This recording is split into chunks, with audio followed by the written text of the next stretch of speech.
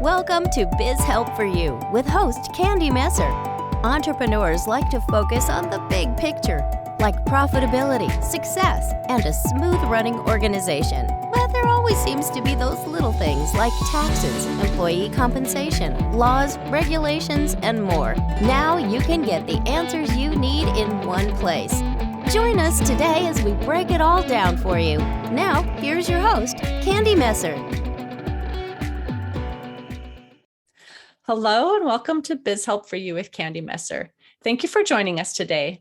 I hope you found the information on last week's show, the 3 core muscles entrepreneurs need to develop to increase their mental fitness, informative.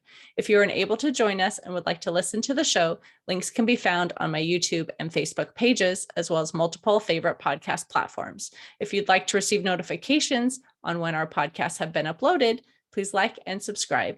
And if there are topics you'd find beneficial or questions you have, please feel free to reach out to me at media@abandp.com. Now let's learn a little bit about our guest today. Eunicia is an accomplished financial professional and business owner with over 15 years of experience in financial strategy consulting.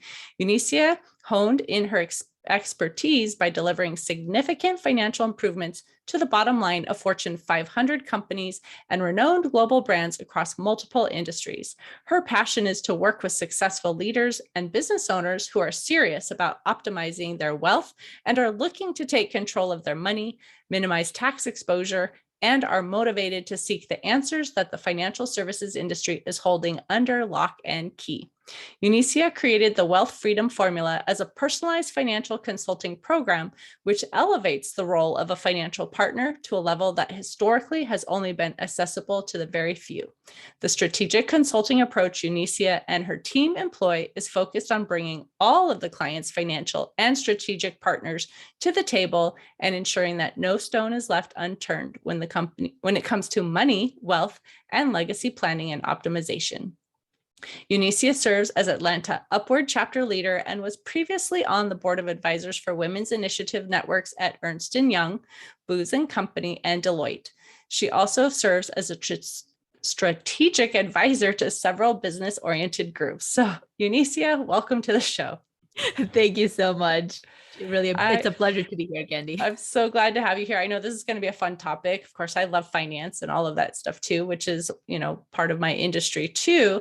And of course, my goal is just to really educate business owners on all types of topics, but this is an important one as well. So I'm glad we're talking today. But before I ask you some questions I have for you, I would love for you to tell us just a little bit more about yourself. How did you even get into talking about wealth freedom with people? Well, it's a great question. I'm not going to repeat a whole lot of what was said in the bio, but basically when we go, I listen to a lot of podcasts, and oftentimes individuals will say, well, when I was in high school. For me, it was not when I was in high school. For me, it was actually the big aha that there is an issue, frankly, with our finances was when I was already making a ton of money. And the reason I realized there was an issue was because, as you could probably tell from my bio, I worked for corporations, for strategy consulting firms that were also public audit companies. And because of that, there are specific regulations that in terms of the types of investments that one can make, the types of companies, all that, right? Because of the fear of insider trading. And so what was happening was every time I would see a financial advisor, quote unquote financial advisor, they knew that there was a database. It was funny. They knew that there was a database of that I could reference. But the reality is every time I went in there, it felt like a big black box of stuff, right? I'm looking for help and I'm being sent so that I can then bring back the answer to my financial advisor, who then is going to invest the money in something that I tell them. It didn't feel right. And so a few years back, when we sat down and we kind of looked at what was happening with our financials, it dawned on me that it's so much more than just where do we invest our money. It actually, just like you said earlier, right? It really starts with where are we leaving money on the table? And taxes is a huge area. It's a huge area that, frankly, most financial advisors, or rather, I have not run into any financial advisors that actually understand how to bridge the gap between what it is that they help their clients with, investing in whatever, right? Fill in the blanks. Generally, there's a specific thing that they like to help their clients with.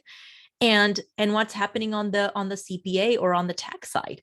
And so because of my expertise in strategy consulting, it's very natural for me to see those bridges between the tax, between, how do we take control back of our money? And when I say that, I'm not just talking about investing in 401ks, mutual funds, the typical things that people see. It's what are the things that maybe aren't so typical that could get individuals even potentially better rates of returns, perhaps minimize risk, and it's in an area of specialty that feels good to them. And then, of course, the other component is the legal side of things, which for me at that point in time, and even after I became a business owner, was a huge area of unknowns, right? A lot of people are like, I really shouldn't. I'm probably not the right time to talk to an attorney. Well, what if there's specific things that people could think about and have on the radar to make sure that they're not exposing themselves to risk unnecessarily without incurring crazy fees and costs? And so that's kind of what differentiates me, but it's also what has given me really the boost to take a lot of that knowledge and expertise of working with the Fortune 500 companies, working with CEOs and CFOs for some of the biggest brand names in the world, including many big banks that sure all of our listeners would be familiar with, and taking all the knowledge and saying, okay, how can we apply it in such a way where it's not just about the investments, it's not just about the tax, it's not just about all of these other considerations, but really making sure that they're brought together, and not just internally in our team, but really between ourselves and our strategic team of partners to make sure that these things get executed in such a way that it ultimately benefits the client's bottom line. It's so important. And I know this can be an overwhelming topic for entrepreneurs, especially if, money and finance is not their strength. But for even those who maybe are familiar with this topic, or maybe even do some investing themselves, why do they not know that there's really so much more that they could achieve when it comes to keeping more of what they earn? Well, I think it's a few different things. I think one of the first things is we'll take it personally, right? I'll put myself in this bucket. I'm too busy. I just want somebody to do it for me. So for our listeners, just fill in the blanks, right? What resonates with you, right? I really would prefer for somebody else to just do it for me. My sister, brother-in-law, neighbor, friend is doing X, so that probably will work for me as well. My financial advisor told me to not worry about it, told me that, market goes up, market comes down, just don't look at it. I'm diversified within my 401k. And so when we're thinking about any of those things or multiple of them together, we automatically know, you should know that you're probably in a situation where you're literally leaving money on the table. So that is on a personal note. People don't want to, and it was actually funny on one of your prior podcasts, somebody said people don't want to educate themselves. And what I oftentimes tell my clients is, let's not call it education, but the empowerment that you get from understanding what your options are. Think of it as a brick of gold wrapped in a piece of paper that has written on it opportunity. How many people would be willing to take that brick of gold, not knowing what it is inside, even if though I might have told them, just because they don't see it, they might be in a situation where they're just going to turn a blind eye and turn a corner and do more of what they've done. So that's on a personal note. The other side, which I think is equally as treacherous, is the industry is not designed. Financial services industry is not designed to get the financial partners talking. Right. Why? Because everybody makes money based on the services that they sell. So if you're thinking about on the tax side, a lot of the tax folks, they just want to file taxes. A lot of more of the traditional CPAs, they just want to do, the bookkeeping and the taxes and maybe a little bit of strategy, but not too much on, what's happening with the money in terms of investments and opportunities and such. Right. When it comes to the investments, those guys and gals definitely aren't incentivized, nor do they get paid to make sure that they talk to the CPA or to the bookkeeper or to the client's tax professionals to figure out what is it that we need to do when it comes to taxes now, taxes later, taxes never. Right. Those are not the things that are being discussed. And because of that, clients end up literally just buying a product. Right. How many of us like to just go to a store and feel like we're being sold? Mm-hmm. Nobody. Nobody, right? But sadly, that's what happens every single time. So going back to the personal note, I'm okay in my 401k. I'm diversified. My financial advisor said, my question to you on that would be, is your financial team truly talking to each other. Mhm. When is the last time your financial person gave you questions to take back to your CPA, or your CPA gave you questions to take to your financial advisor, and then they took the responses and made sure that those responses were implemented as part of your broader strategy? Right. Chances are probably never. Well, those are the things that I feel are very critical, not because I say so. It's because we've seen, when we took a step back and we really looked at what is happening and where clients are leaving money on the table, we see that even just those two areas alone, it's huge. So it's both on a personal note, our beliefs and our limiting beliefs, really, Mhm. and then also how the financial services is incentivized, and us as consumers understanding that just because we're talking to someone that we may like, know, and trust does not necessarily mean we have the most optimized solution on our hands or for our future. Right.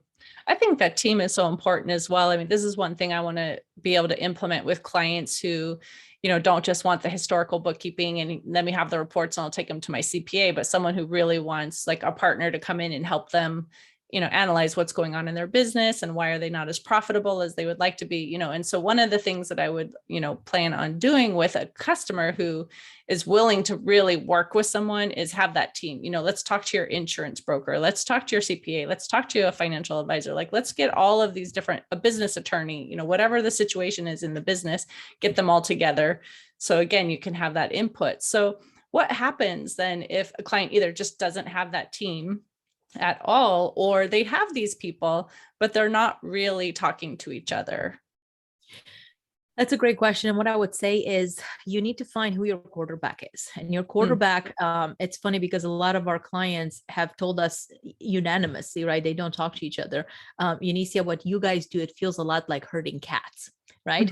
Do you have that quarterback that's willing to herd the cats? Do you have Right. that quarterback that is willing to bridge the gap? Because everything that you said, Candy, as far as how that team comes together is huge. So for individuals that don't have it, start with someone that understands, that can empower you with the knowledge and and this is a lot of what we do, right? Empower you with the know-how, not for you to go do it on your own, but for you to never be bamboozled in any meeting that you go into with whatever Right. financial person, right? So that you can stand strong and firm and know, here's the team that I want to ultimately work with because I trust them and because they have shown results, not just because they have pretty flyers and they're in a big Right. office building and God knows, right, they're sitting behind some big brand name. The other consideration is making sure that when you get the guidance, that you listen to it, right? That you are willing and able to take action towards it. But you are kind of asking, right, when it comes to if they have versus they don't have. So if you don't have the team, we talked about that. If you have the team, once again, you need that quarterback. And what we're finding is that without that quarterback, people will tell you, your financial team will tell, absolutely, we should be talking. Absolutely. And there might even be the email exchange. There might even potentially be the call. But here's what we know. And this has happened to, I mean, we see it over and over and over again. We have right now, we're dealing with a lot of heavy, very, very successful business owners. And one of them in particular we're working with, and the strategy, one of the strategies that was implemented, it's literally a team of attorneys, it's a team of CPAs, it's his own CPA is the bookkeepers, our team kind of as the conduit and as that backbone, the financial experts, etc. And what was happening was the ball was being passed around because there was some paperwork that nobody wanted to assume responsibility for. There was different things, different questions that needed to be answered. There were strategies that the client needed to think through, and nobody wanted to direct the client or really to get on the phone to get these things done. And because of that, we just kind of took a back stance for a couple of days to see what was happening. And the ball kept getting passed back and forth. No real answers. The client was getting frustrated. And so, of course, we do what we do best. We jumped in, troubleshooted, got everybody on the same page. And it was literally within a matter of 24 hours that the process kickstarted again and things got done. Otherwise, people get paid and then they forget that they need to actually continue to deliver on a service because it's too hard. And oftentimes it is hard because it's never easy to chase cats or rabbits for that matter. Right. So if someone is thinking, okay, I hear what you're saying. I need to have a team put together, or, I haven't really brought them all together. I do have my CPA, I have a financial advisor, I have these people and I haven't really put them together. How do they decide really who should be the quarterback? Is it among the professionals? Does the business owner themselves say, I want my CPA to be the quarterback? Like, how do they determine who takes on that role? One of the challenges that we see, and I'm not going to say just call us because that's really what we do, but what I will tell people is it's very hard. It's so hard. And I'll give you an example as to why. You may like the team that you're working with. And if you do, that's amazing.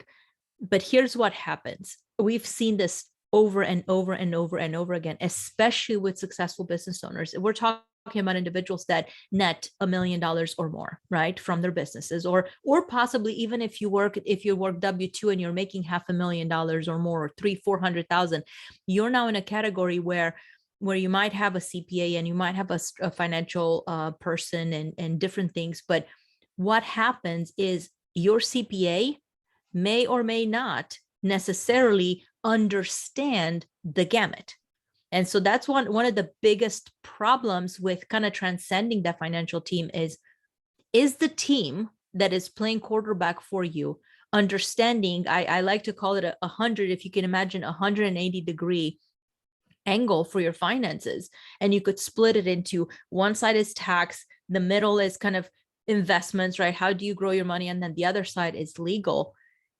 Does your team, this quarterback team, do they understand the gamut and how things get intertwined and triangulated between those three? Because it's not just a two-way street. It's a multifaceted highway, and information needs to travel different areas. If the answer is no, or I don't think so, you probably need to continue looking. And the reason I say this is, I'll give you a perfect example. We have one of our clients. He has an amazing CPA. Truly amazing. It's someone that for once I could say I've met a client that has a wonderful CPA. But here's what was happening. This particular CPA had no idea of some of the tax strategies that typically the super wealthy leverage. So this CPA was with our client all through up until he was netting multi-millions of dollars in income per year, or in revenue. But the challenge was he didn't understand how to bridge the gap between not just minimizing his tax exposure to somewhere in the 30%, but truly minimizing it, because the super wealthy are in the somewhere between 17 to 18% in terms of overall taxes that they pay. Well, how do they do that? A lot of CPAs, is not that they're not smart enough, or financial advisors, it's not that they're not smart enough, but they don't deal with those tactics every single week, day in and day out. And because of that, it's hard to say, well, I'm going to have my already friend, tax preparer, or my already friend financial person, or my already friend attorney transcend the gamut if they don't truly understand the concepts and they don't understand how it all comes together. So the answer is, I wish it was simpler. I wish I could just say A, B, and C, but it's a little bit more than that. It really, really requires the individual to think deeply and ask themselves the question, how serious am I about truly elevating my financial optimization and my wealth being to the next level? And if the answer is I'm very, then the doors are going to open for them, and they have to then be willing to go through those doors and seek those opportunities. Right. So a couple of examples that you were talking about is someone that makes, $300,000-$400,000, or a business that's netting $1 million. But what about the business owners that are, like a lot of my typical listeners too, maybe they're smaller, they're working hard, but they're not at that level. At what point do they say, like, yes, I need to build this team because I don't have them yet, and know that they need to invest in having that team, because it's going to cost, to have that team and those conversations?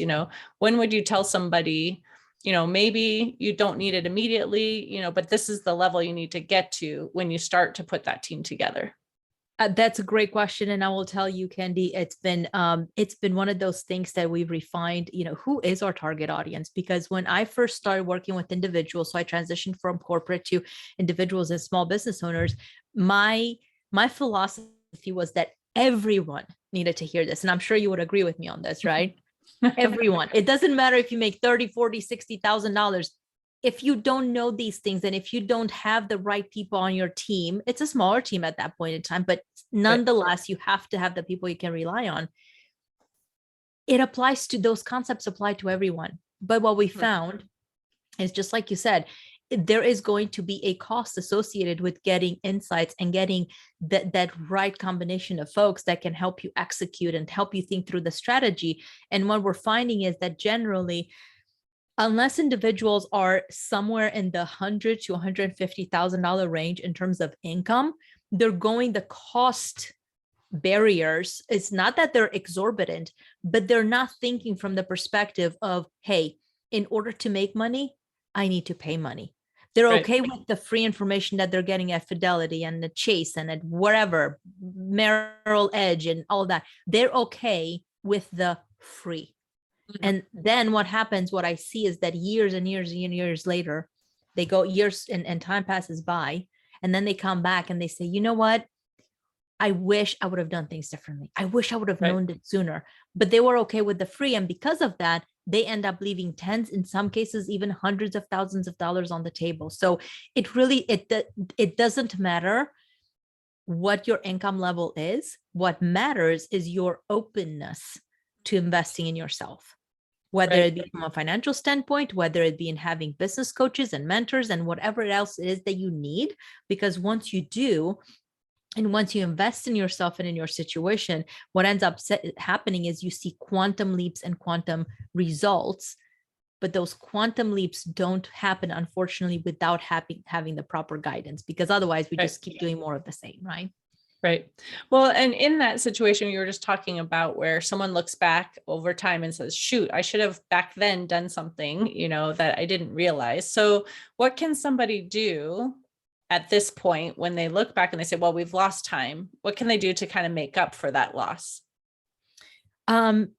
To first and foremost is they need to find someone that they can trust, right? That will tell them, yes, here's what can be done. Here are the different options that you have. Here's where you're leaving money on the table. But what I would say, some of the things, one of the things that I would encourage our listeners to do is to ask themselves 3 questions, because here's what I'll tell you before I tell you the questions. If their mindset isn't there, if their mindset is this philosophy of, you know what, how much are you charging for whatever investments? Or can you do it for free like everybody else does? Or I should be able to find this on my own.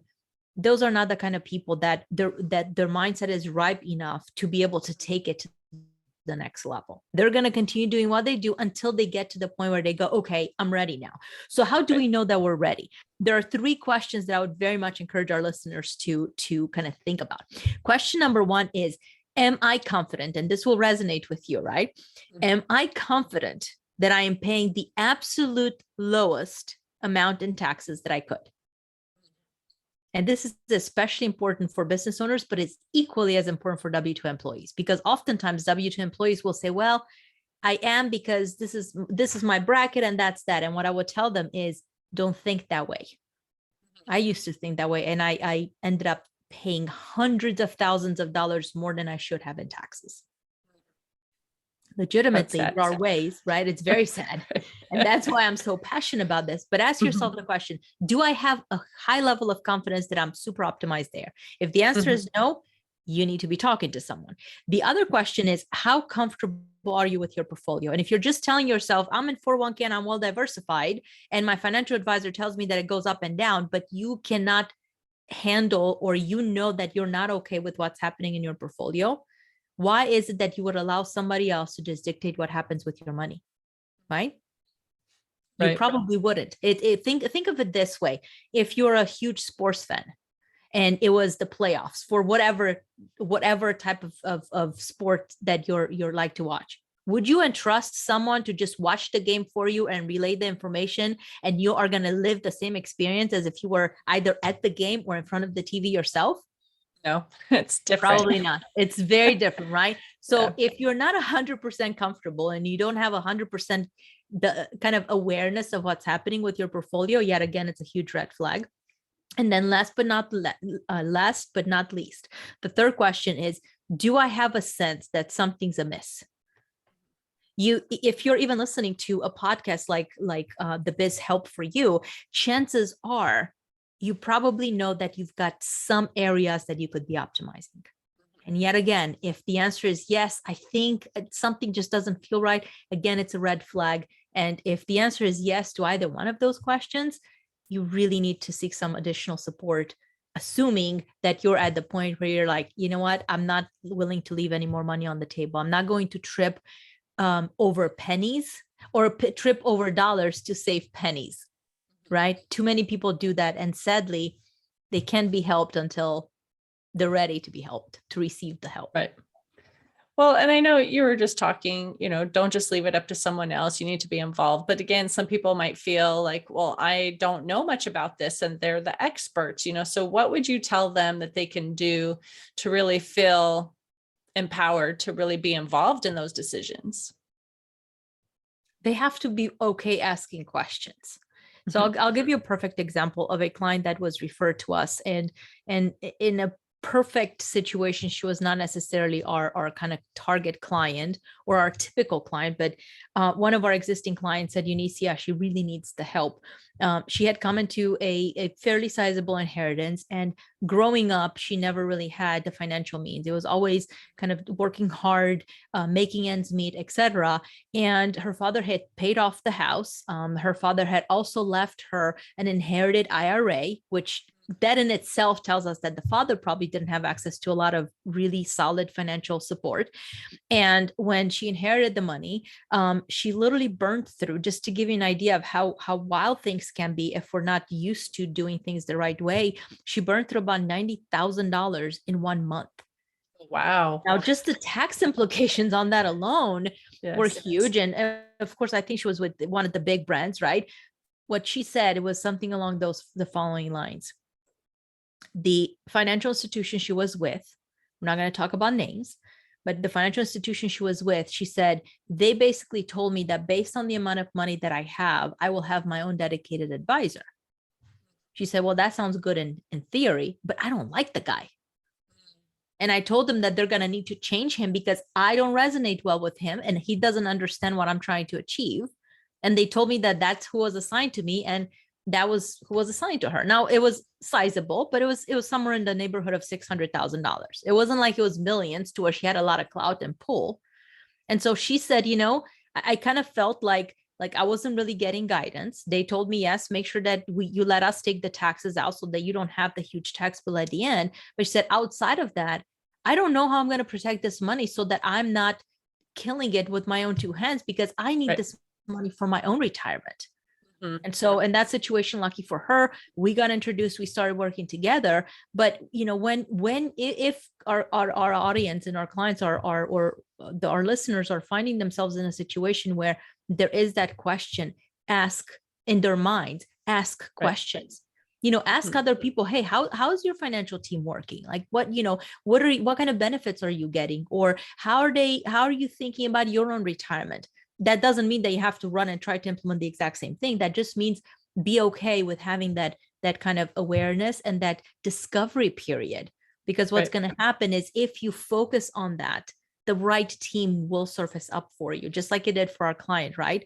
Normally, we would have never been in a situation where we worked with her, but because she asked the right questions and she asked Rana, she asked her friends, and she even asked, the guys at her old financial institution, how do you approach these things? And she wasn't getting any responses. She knew that she needed to continue to ask. And because of that, she ended up in a much better situation. But we have to focus on asking the right questions and being okay, not being comfortable to ask those questions, because it's not always I'm just going to ask a question.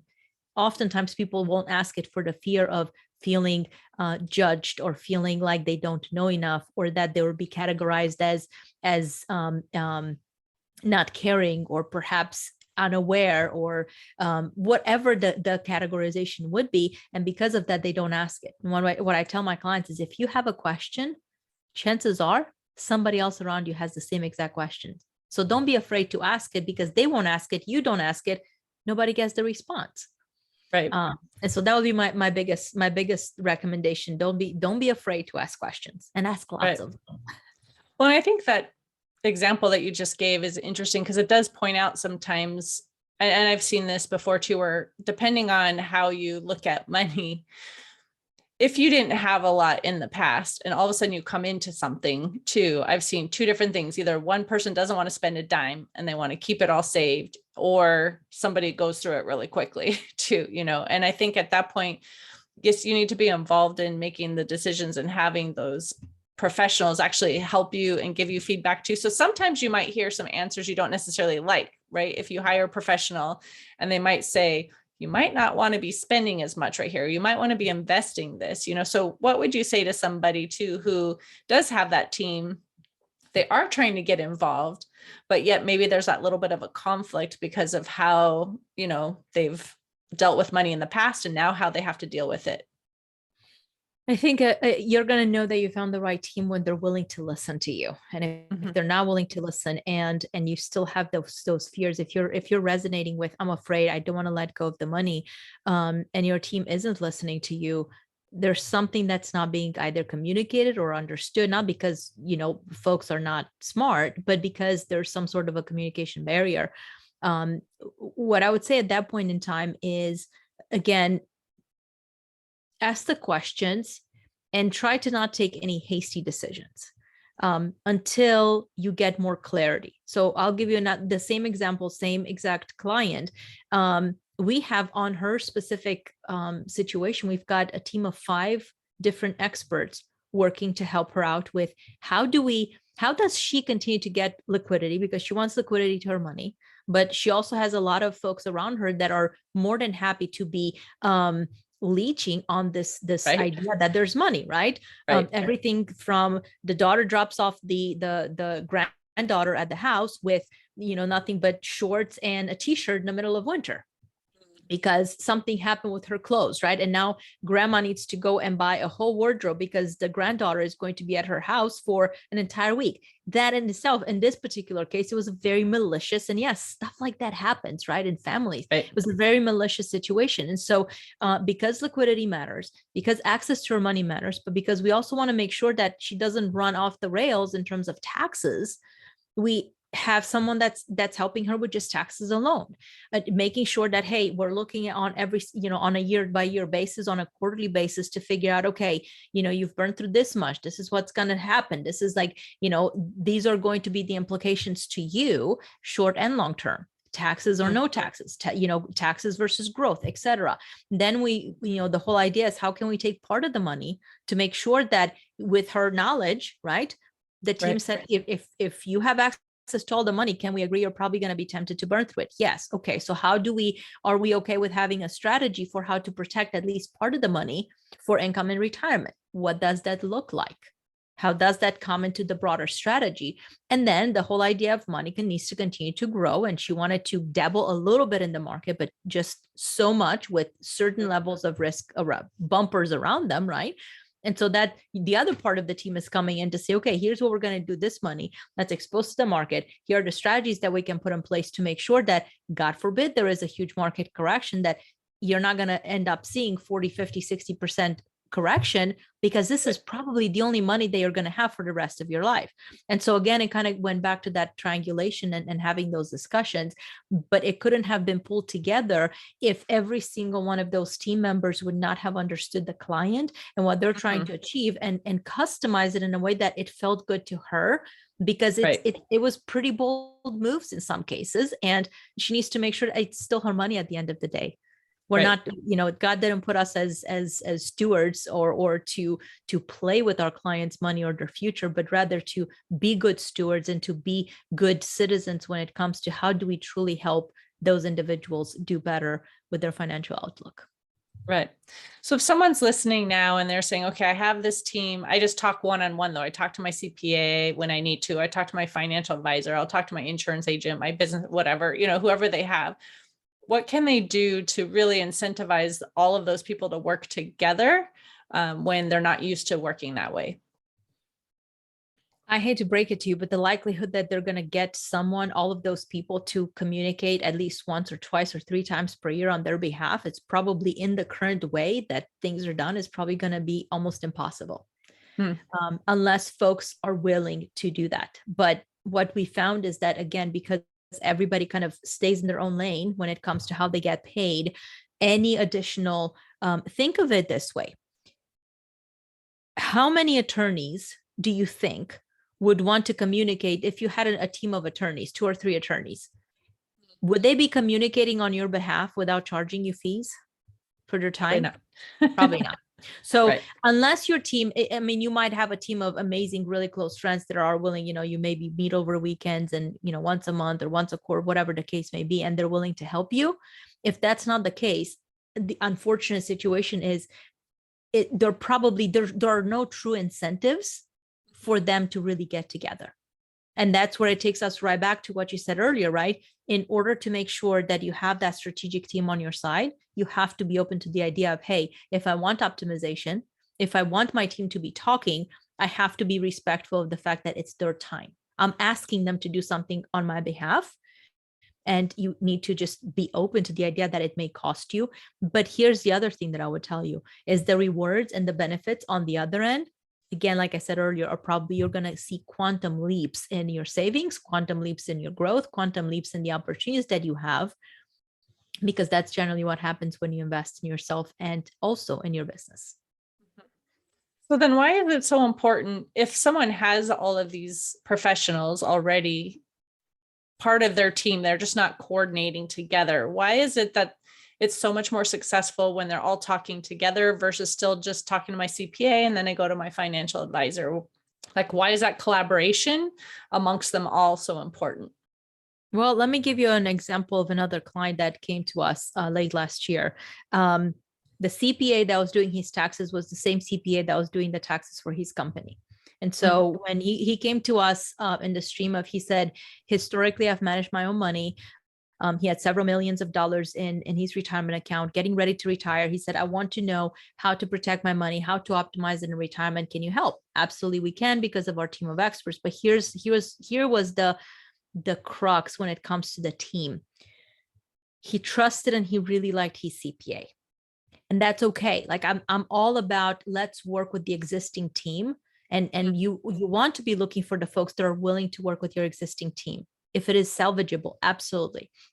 So what we did, because they already had this really good relationship with the CPA, said, okay, in order for us to think about kind of optimizing taxes, I'm not a tax expert, but I know enough to be dangerous. And I know what to look for when it comes to when a client comes over and we talk about their situation. I can generally tell if they're not optimized on these areas that we work with, right?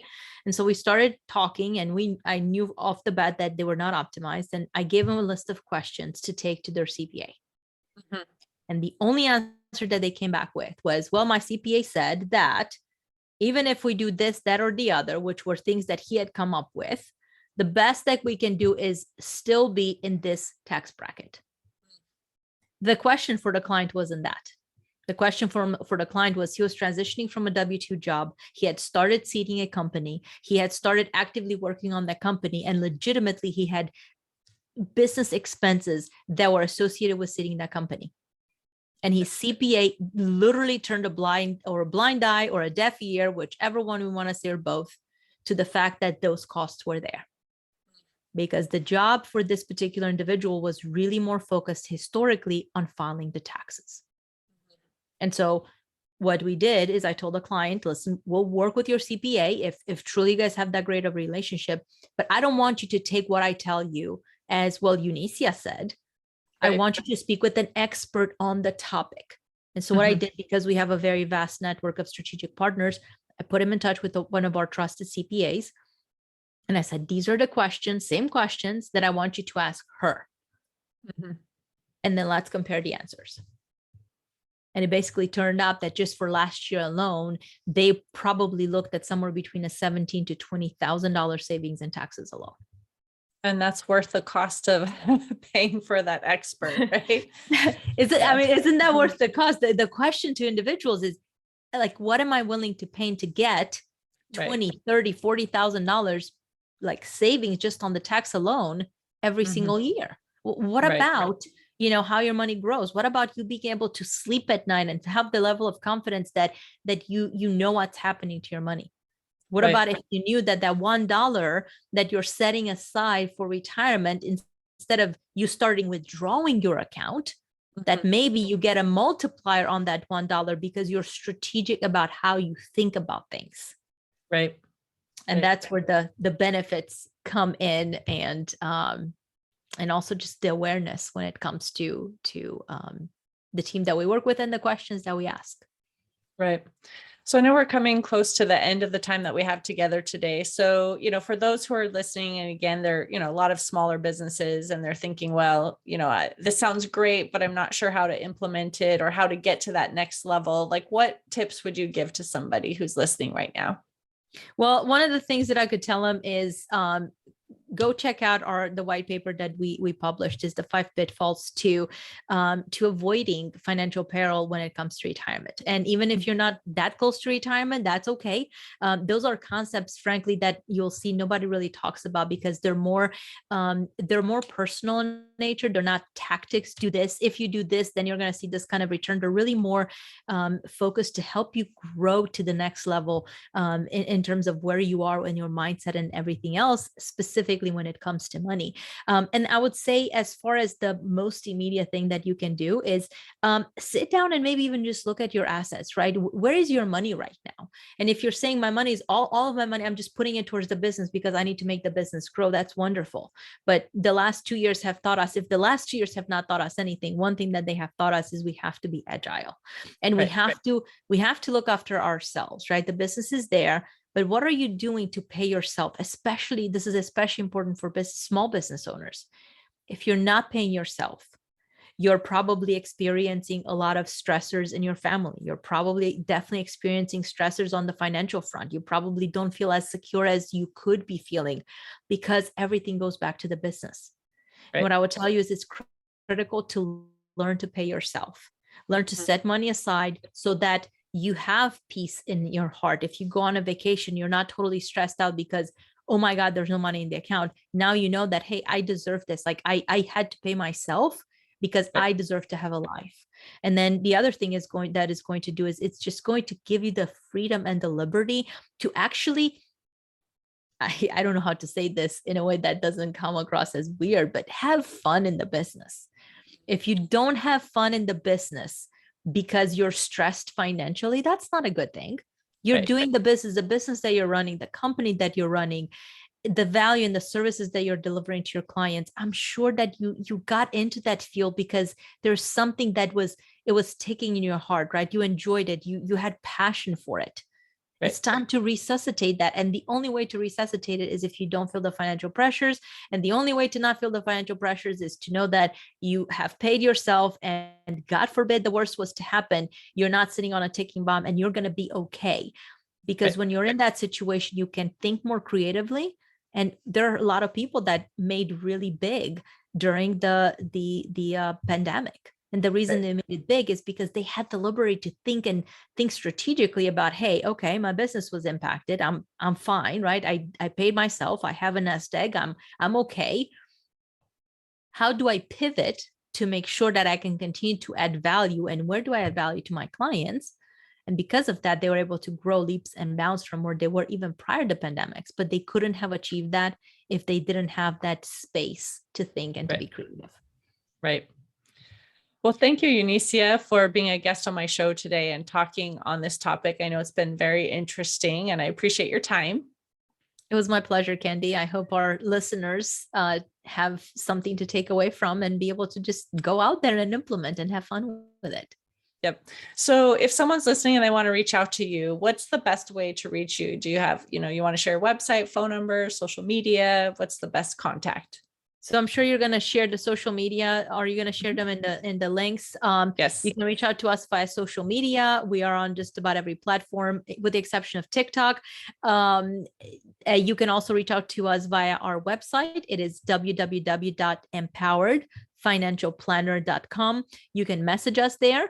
Or if you want to go ahead and check out the white paper, it's very easy. Just give us your name, your email address, and make sure that you've mentioned that you heard about it here in the interview with Candy or Business Help for You podcast.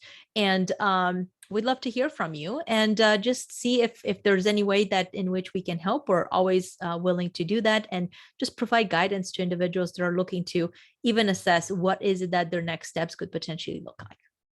Nice. Well, thanks again. I enjoyed this conversation. I think it was very informative, and I do hope that you, the listener, if you're tuning in, found this interesting, and then it did answer some of your questions too about business owners deserve to be financially empowered. If you have any additional questions or comments, be sure to reach out to Eunicia at the links that she shared, or send us a message at media@abandp.com. And would you please share our show information with those you know? I'd really appreciate your support.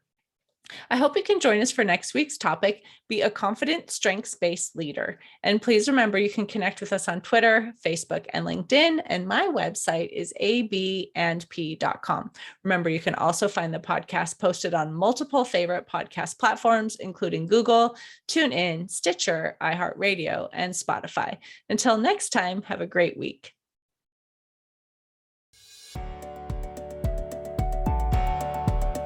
Thank you for listening to Biz Help for You. Please join your host, Candy Messer, again next Tuesday. Have a terrific week.